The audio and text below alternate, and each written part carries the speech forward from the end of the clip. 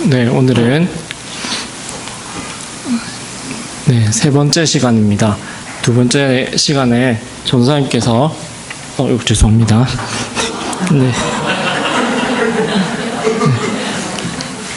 저 때는 날씬했는데 지금 아니라가지고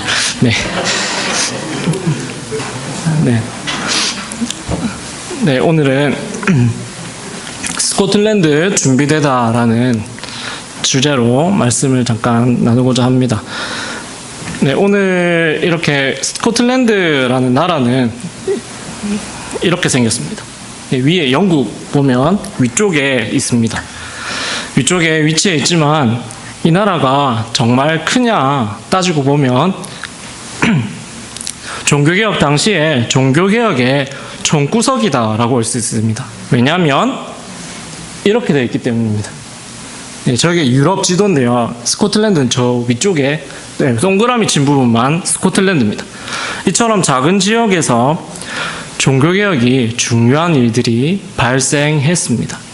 그래서 이 작은 땅 스코틀랜드에서 어떤 종교개혁이 일어났는지, 그리고 또 어떻게 이 종교개혁이 진행되었는지 오늘 이 시간에 함께 보기를 원합니다.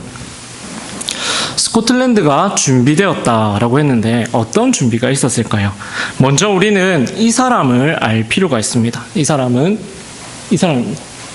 존 낙스라고 부르기도 하는데요. 이 사람은 누구인가 보면 많이 보신 분일 겁니다. 사진을 많이 본 사진이 있을 거예요. 이 사진입니다. 종교개혁 하면은 이 사진이 빠지지 않습니다. 종교개혁자들의 사진인데요. 유럽의 종교개혁지를 탐방하고 오신 분들의 SNS를 보면 항상 이 네 분의 사진이 항상 딱 있더라고요. 근데 이 중에서 존 낙스는 네 번째 사람입니다. 네 번째 사람으로서 제네바에서 공부를 하고 온 유학파입니다. 스코틀랜드 사람이지만 제네바에서 공부를 하고 온 유학파 개혁자인데, 이 사람은 여러 가지 이야기를 많이 했습니다. 그런데 그 중에서 오늘 이 중요한 인물을 다루다 보면 어떤 것을 했냐면요. 칼빈의 종교개혁을 잘 제네바에서 배워서 왔습니다. 그래서 스코틀랜드의 종교개혁에 중요한 역할을 해냅니다. 존 낙스는 스코틀랜드 종교개혁사에 있어서 없어서는 안 되는 중요한 인물인데, 우리 장로교회에 있어서도 중요한 인물입니다. 종교개혁이 시작되려면 어떤 요소들이 필요할까요? 종교개혁이 계속해서 지속해서 일어나려면 많은 사람들이 많은 정보를 가지고 있어야 되고, 그리고 이 정보가 전수되어야 합니다. 영국에서 정보가 전수될 때 어떤 일이 있었을까요? 바로 이 사람으로부터 연결됩니다. 지난 시간에 우리 피에 메리 여왕에 대해서 들으셨을 것입니다. 이 여왕이 탄압함으로 인해서 영국에 있던, 잉글랜드에 있던 많은 개혁 신학자들이 도망쳤습니다. 스위스로, 프랑스로, 여러 군데로 도망쳤습니다. 그 사람들을 영입하기 위해서 다른 나라의 많은 교회들과 학교들은 애썼습니다. 왜냐하면 우수한 인재들이었습니다. 이 사람들 가운데 누가 있었냐면 오늘 존 낙스 이 사람이 있었습니다. 그래서 이 사람을, 존 낙스를 잉글랜드에서 망명한 많은 개혁자들이 거처를 찾고 있을 때 존 낙스는 스위스의 제네바에 가게 된 것입니다. 이 제네바에서 칼뱅의 교리, 칼뱅의 여러 가지 종교개혁의 중요한 학문들을 배웠습니다. 그래서 죄송합니다. 영어권 망명자들을 위해서 목회도 해냈습니다. 많은 사람들이 이렇게 개혁자들을 찾고 있었지만 존 녹스는 좋은 자리인 스위스에서 좋은 학문을 배우고 그곳에서 영어권 사람들을 위한 목회를 했던 것입니다. 그리고 존 녹스는 스코틀랜드 교회를 장로교회라는 제도로 개혁을 했습니다. 제네바에서도 이루지 못한 큰 일입니다. 우리가 잘 기억해야 합니다. 우리가 대한예수교회 장로교회이지 않습니까? 그래서 이 장로교회로 바꿉니다. 그 당시에 왕은 메리 스튜어트와 제임스 6세 이렇게 나중에 배우겠지만 이 사람들이 정권을 잡고 있었습니다.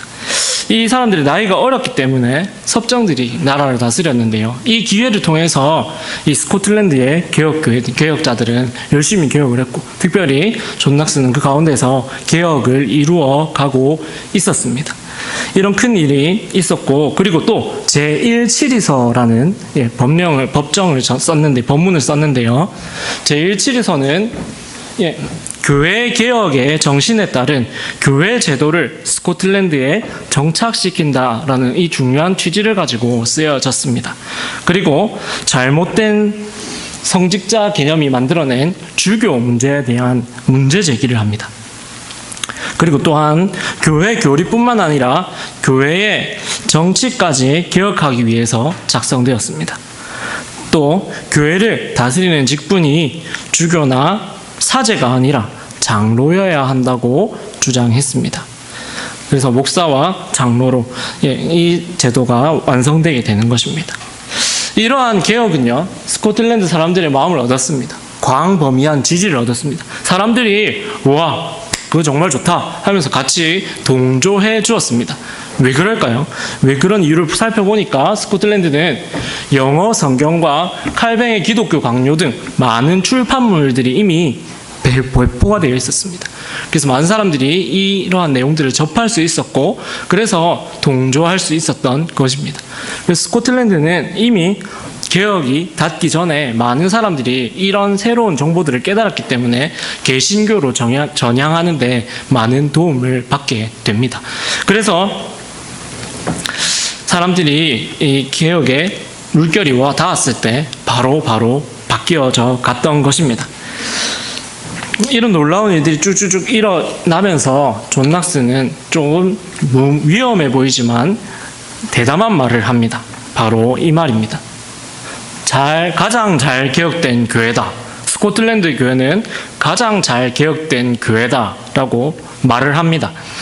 왜냐하면 스코틀랜드는 이 말은 이웃나라 잉글랜드를 겨냥한 표현입니다. 잉글랜드는 정권에 따라서 사람들은 왔다 갔다, 신교와 구교, 개혁된 교회와 개혁되지 못한 교회를 왔다 갔다 하고 종교개혁의 진행 속도가 민기적 때는 어중간한 위치를 보이고 있었기 때문입니다. 그래서 이웃나라 잉글랜드를 겨냥해서 잘 보아라. 우리는 이렇게 확실하게 개혁되어 가고 있고 개혁된 교회다라는 것을 보여주기 위해서 잘 개혁된 교회라는 표현을 사용한 것입니다.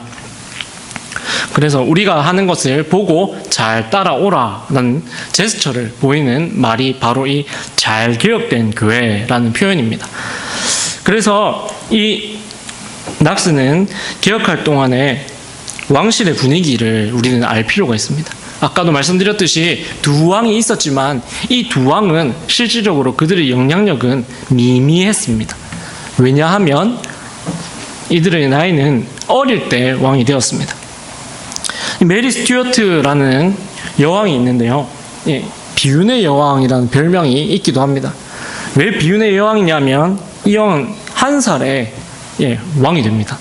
1살짜리 아기가 무엇을 할 수 있겠습니까? 그래서 섭정을 받게 됩니다. 눈물을 흘리고 있는데요. 이렇게 눈물을 흘려줍니다. 왜 비운의 여왕이기 때문입니다. 1세의 왕이 되었습니다. 1살의 왕이 되었습니다. 아무 힘이 없고 능력이 없었기 때문에 섭정들이 나라를 다스렸죠. 그런데 더 비운인 것은 여왕이다 보니까 주변 나라에서 탐내기 시작했습니다. 우리 며느리로 보내라.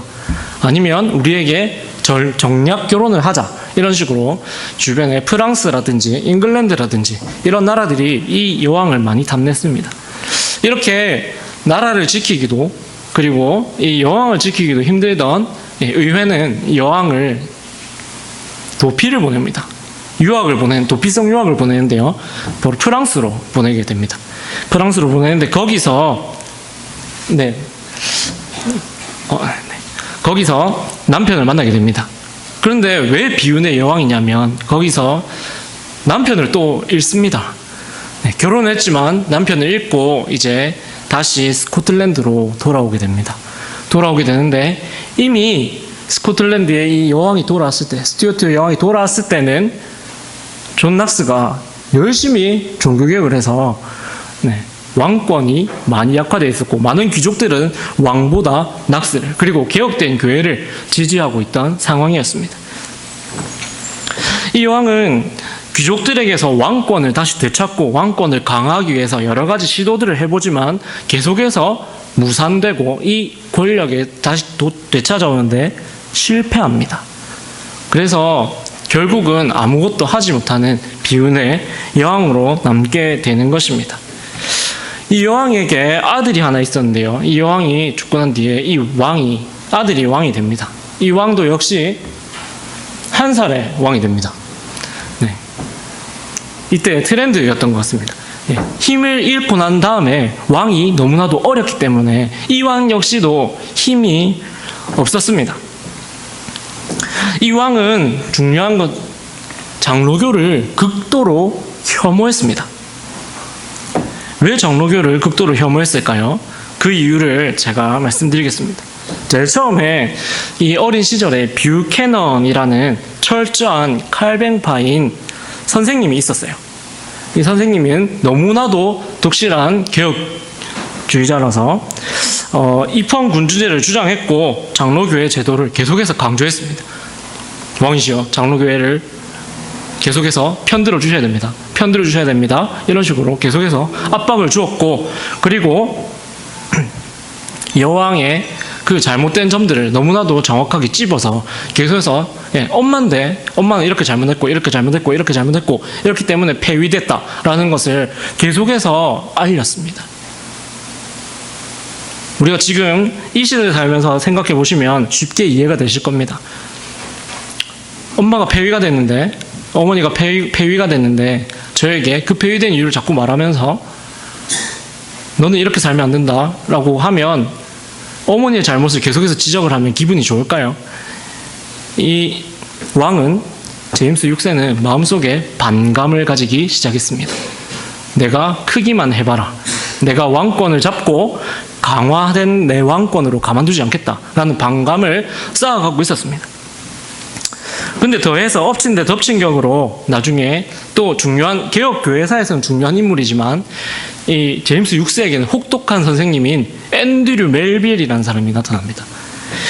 이 사람은 엄격한 종교개혁 사상을 지닌 사람으로서 정말 받아들이기 힘든 교육들을 많이 시켰습니다. 그리고 왕을 무시하는 처사까지 보였던 이 스승에게 이 제임스 6세는 더욱더 큰 반감을 가집니다. 그런데 더 큰 사건이 벌어집니다. 왕에게 왕이시여 이렇게 해야 됩니다. 이렇게 해야 됩니다. 무시하는 것까지는 괜찮은데요. 이런 사건이 벌어집니다. 루스벤 습격이라는 사건이 있는데요. 이 사건은 왕이 사냥을 하러 하루는 가고 있었습니다. 가고 있었는데 이 루스벤을 위시한 귀족들이 장로파 귀족들입니다. 개혁주의 쪽 귀족들이죠. 이 사람들이 왕을 납치합니다. 납치해서 수개월간 외딴 섬에 10개월 정도 외딴 섬에 가둬놓고 장로교회를 전면 시행하십시오. 스코틀랜드에 장로교회를 전면 시행하십시오라고 주장하는 어처구니 없는 사건이 벌어집니다. 지금 이 시대에 대통령을 납치해서 장로교회를 시행하십시오 라고 해도 큰일인데, 이 시대에 최고의 왕인 이 왕 제임스 6세를 납치해서 10개월간이나 장로교를 종용했던 것입니다. 이때 제임스 6세는 마음속에 굳혔습니다. 이 사람들은 예의도 없고 아무것도 없는 사람이구나.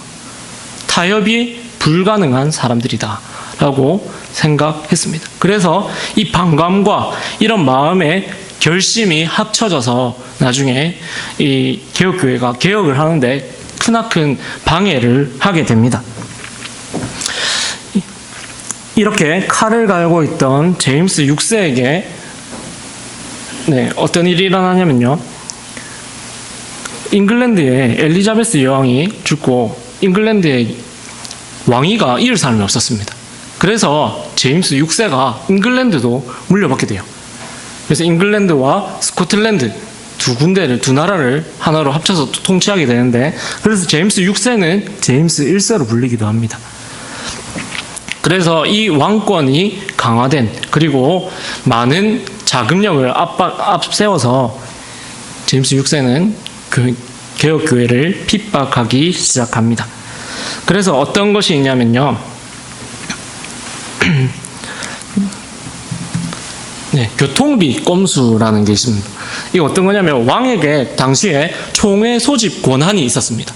그래서 총회 소집을 할 때 이 자리에서 오늘은 만약에 반여동에서 하자 이렇게 하면 반여동으로 총회하러 목사님들이 다 오셔야 되는 겁니다.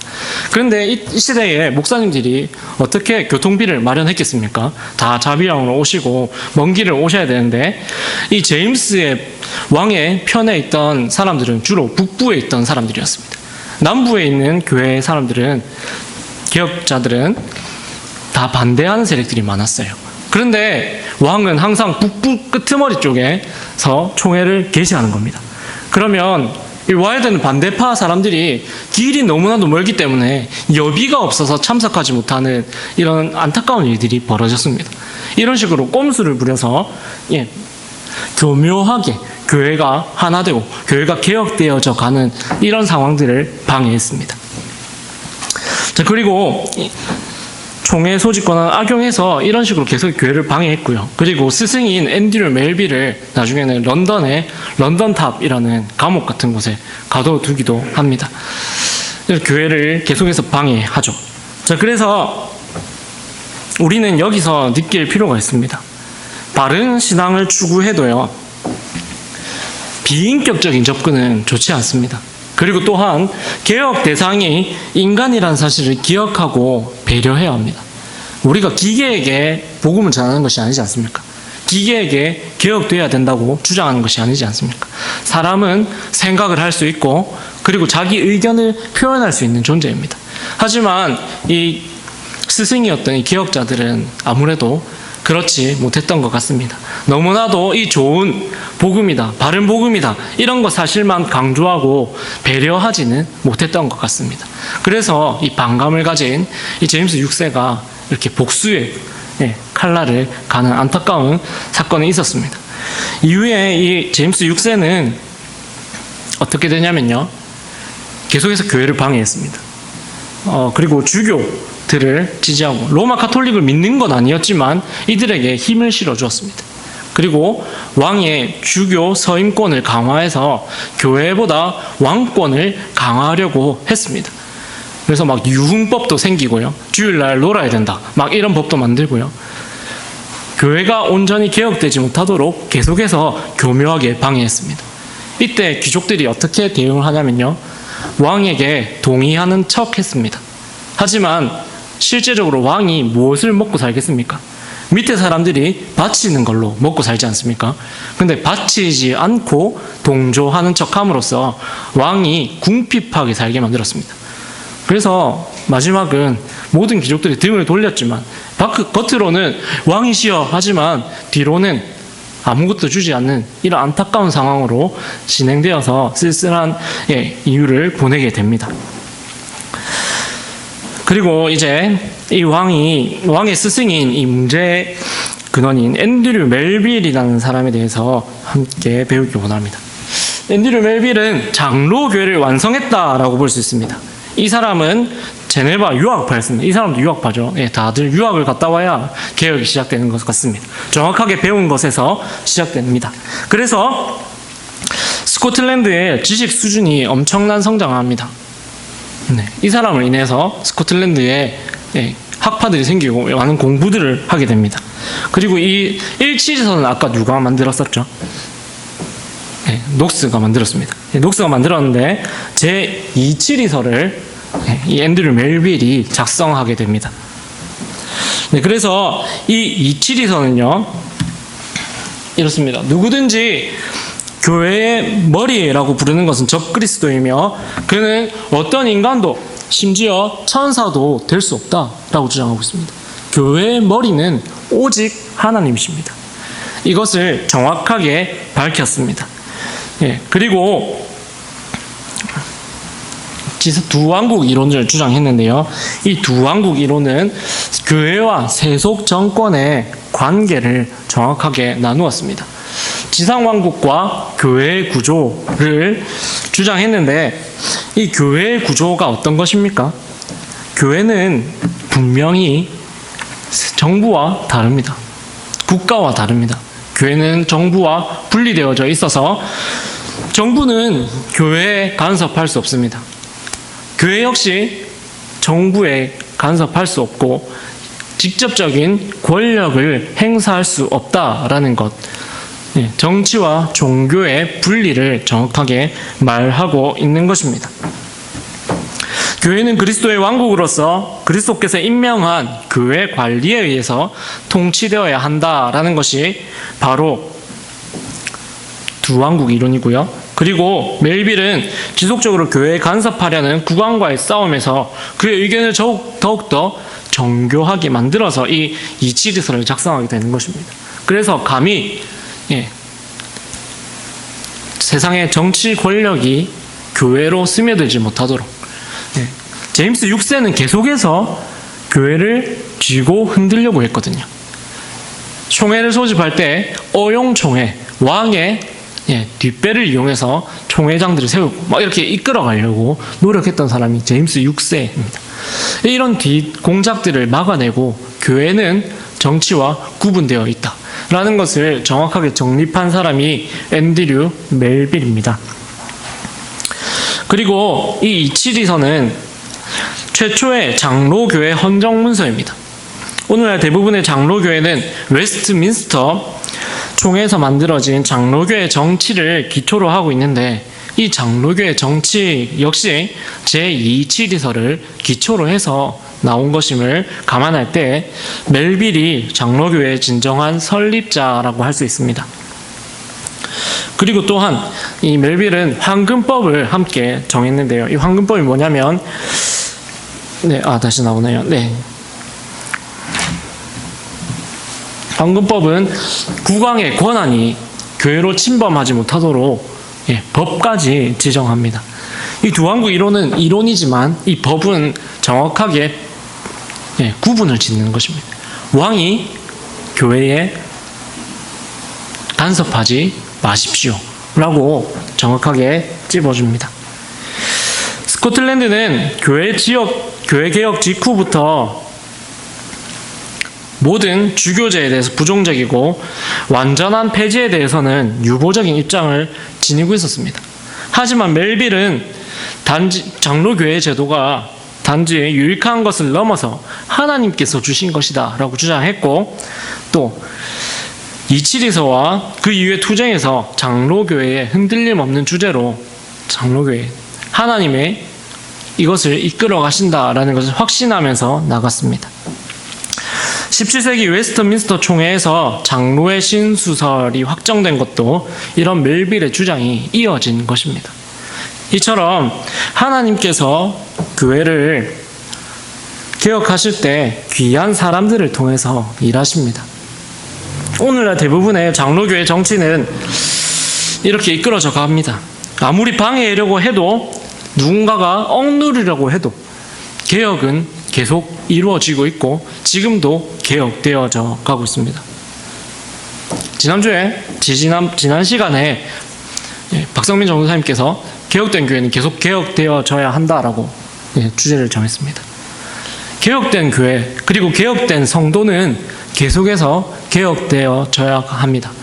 하나님께서 우리에게 날마다 새로운 말씀을 주시고 하나님께서 날마다 우리가 그 말씀 위에 걸어가면서 우리가 개혁되어지게 하십니다. 하나님 나라는 우리를 통해 성도를 통해 확장되어져 가고 있고 이것은 누군가가 막을 수 없습니다. 왜냐하면 사람이 하는 것이 아니라 하나님께서 하시는 일이기 때문입니다. 오늘 우리는 날마다 개혁되어야 합니다. 지금도 개혁되어져 가고 있어야 합니다. 세상과 구별되고 세상과 싸워 이길 수 있는 거룩한 힘을 가진 우리 성도님들 되시기를 예수님 이름으로 축복합니다. 기도드리겠습니다. 하나님 감사합니다. 오늘 저희들 가운데 주님께서 큰 복을 허락하여 주시고 주님의 말씀을 듣고 또 주님의 앞에서 예배할 수 있는 이 놀라운 은혜에 이르게 하심을 감사합니다. 하나님, 저희들이 부족한 점이 많지만 날마다 개혁되어지게 하여 주시고, 또 하나님께서 주시는 그 은혜와 그 강건한 믿음으로 말미암아 이 세상을 바꿔나가는 주의 백성들 되게 하여 주시옵소서. 주님, 우리가 종교개혁자들을 바라봅니다. 준비한 만큼 이루어져 나갑니다. 주님께서 저희들을 준비되게 하여 주시고 저희들을 통하여서도 주님 일하여 주시옵소서. 감사합니다. 예수님 이름으로 기도드렸습니다. 아멘.